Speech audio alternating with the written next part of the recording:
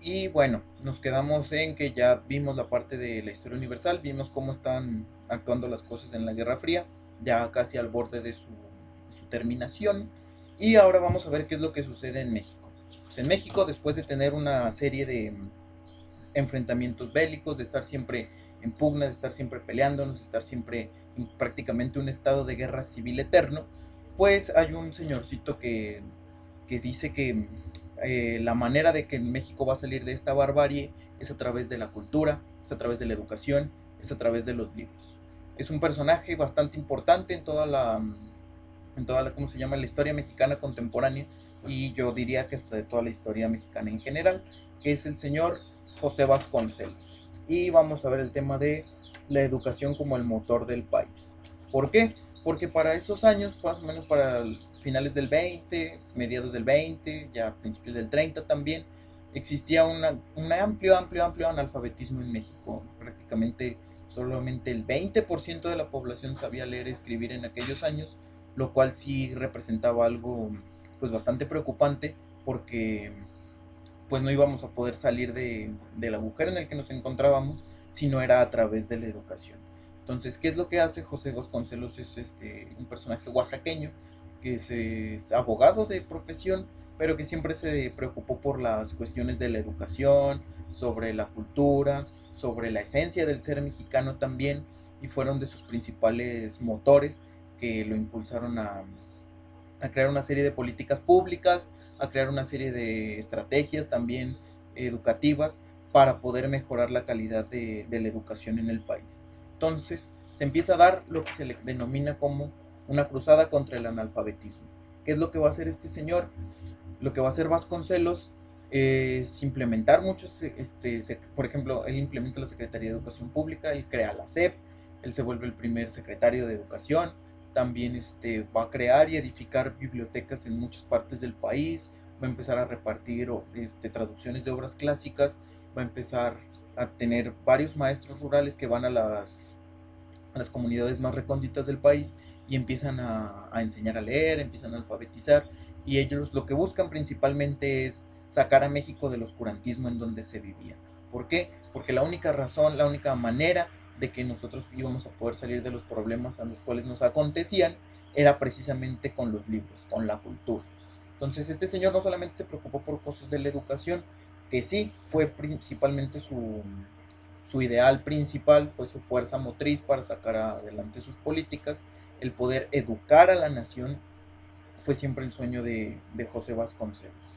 Pero no se quedó solamente ahí, sino de que él pensaba que la educación sí era muy importante, pero que había que complementarla con cuestiones de cultura. La cultura también iba a ser un factor sustancial para lo que estaba planeando el señor Vasconcelos. Entonces, por esta causa, lo que él empezó a hacer también fue repartir obras clásicas traducidas, empezó a repartir libros, lecturas para niños, que eran lecturas bastante, a lo mejor, bastante inaccesibles para ellos en ese momento, pero él fue el que empezó a editarlos, el que empezó a conseguir las maneras para poder enviar estos libros y hacérselos llegar a todas las personas que los necesitaban. Eso lo vamos a ir viendo detalladamente un poquito más adelante, pero sí quería hacer hincapié en que fue un impulsor férreo de la cultura y de las artes y de las humanidades, que en ese momento estaban prácticamente relegadas a segundo término, tercero, cuarto o quinto, no sé, como un poquito como lo que vivimos actualmente, ¿no? Pero pues esos ya serían otros asuntos. Él fue un impulsor de la cultura, como ya dijimos, y principalmente de este grupito, el Ateneo de la Juventud. ¿Qué fue el Ateneo de la Juventud? Bueno, pues fue la reunión de muchos jóvenes promesas intelectuales mexicanas que se dedicaron a prácticamente al estudio, a la escritura, a la filosofía, al arte, a la historia, a la literatura. Y esta serie de jóvenes necesitaban pues un apoyo fuerte, porque pues simplemente eran jóvenes que tenían los ideales, pero a lo mejor todavía no tenían los medios, y fue Vasconcelos el que los apoyó tanto económicamente como este, moralmente. Él iba siempre con ellos a ver cómo iban, para ver cómo andaban, para ver qué necesitaban y tal. Entonces sí fue un propulsor muy importante de la generación del Ateneo de la Juventud. El Ateneo de la Juventud es muy importante en la historia mexicana porque es la primera generación de intelectuales ya nacidos plenamente como mexicanos.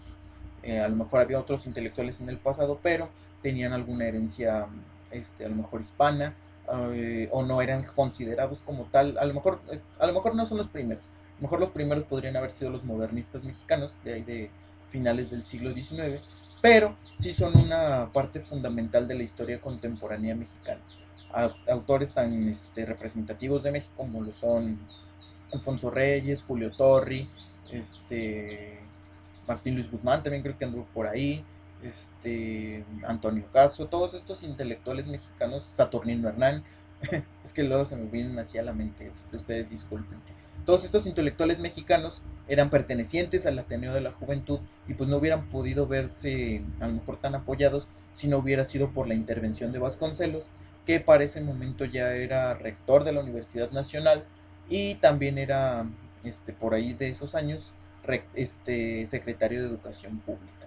Entonces sí es como muy importante la aportación que hizo Vasconcelos para la cultura y las artes mexicanas.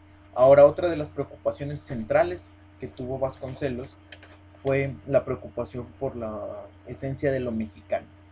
Él teorizaba mucho al respecto del por qué los mexicanos teníamos este complejo de inferioridad hacia otro tipo de países, a lo mejor hacia los Estados Unidos, hacia los europeos, generalmente esos dos, que era más o menos como donde el mexicano promedio tenía un sentimiento de inferioridad, quizás a lo mejor ya un poquito menos, pero todavía se puede ver un poquito esto en algunas situaciones, pero no nos vamos a meter en detalles de eso.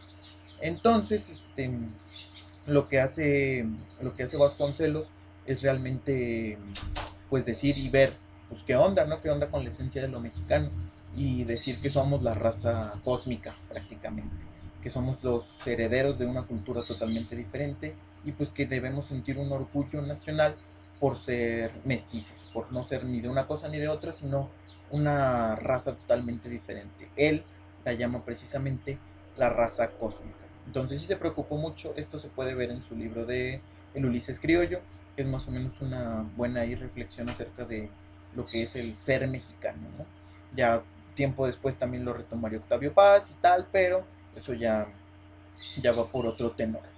Entonces, otro de los aspectos fundamentales y con el que terminamos la parte de Vasconcelos como el impulsor de la cultura, el que vino a apaciguar un poquito las aguas tan turbulentas que existían en el México postrevolucionario, es la Cruzada Nacional por la Educación en 1924, siendo el rector de la universidad, no, era secretario ya, perdón, era secretario de Educación Pública, el primer secretario de Educación Pública en la historia de México.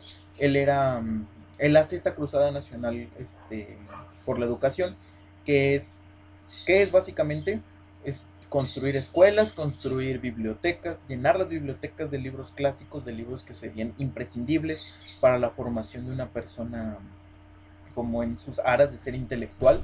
Eso es lo que hace él. Empieza a llevar por todos los rincones más apartados del país los libros y la manera de aprender a leerlos. Entonces, de hecho, él sacó una colección que se llama Lecturas Clásicas para Niños. Son ediciones muy bonitas. Tienen a una medusa ahí en la portada del libro, que son fragmentos del Quijote, fragmentos de la Odisea, de la Iliada, del Cantar del Mío Cid, de el Ramayana, que era hindú, de todas las obras que podíamos considerar de sumamente importantes para la conformación de una persona en, en desarrollo de su educación. Él le hizo una serie de libros que pretendían precisamente eso, masificar la cultura y llevarla a todas las personas que lo necesitaran, lo cual era una labor pues bastante titánica, pero también bastante necesaria que fue llevada a cabo hasta ese momento. Ya después pues la historia negra clásica de cualquier personaje, ya empezó a tener problemas con todos los ideales que tenía porque se dio cuenta de que en el país las cosas pues no iban a funcionar, que nadie le estaba echando como ganas y pues acabó muy desencantado también de la situación mexicana. Eso pues es innegable, en su obra también podemos ver este tipo de cosas, pero pues no por eso vamos a demeritar todas las cuestiones que sí hizo, que fortalecieron muchísimo la cultura y que fortalecieron la educación en México para que pudiera mejorarse y así poder mejorar el país. De hecho, algunas de las cuestiones en los planes de estudio o en las reformas educativas contemporáneas todavía conservan algunas de las ¿cómo decimos? Teorías que Vasconcelos impuso por ahí de los años 20 y 30. Tan es así que él mismo dijo que él no iba a copiar ningún método ni modelo educativo extranjero, porque él consideraba que el mexicano era lo suficientemente capaz de crear sus propios planes de estudio y que necesitaba sus propios planes de estudio porque el mexicano no era como ninguna otra raza, como él lo llamaba. Pero pues ahí está un personaje demasiado importante en nuestra historia.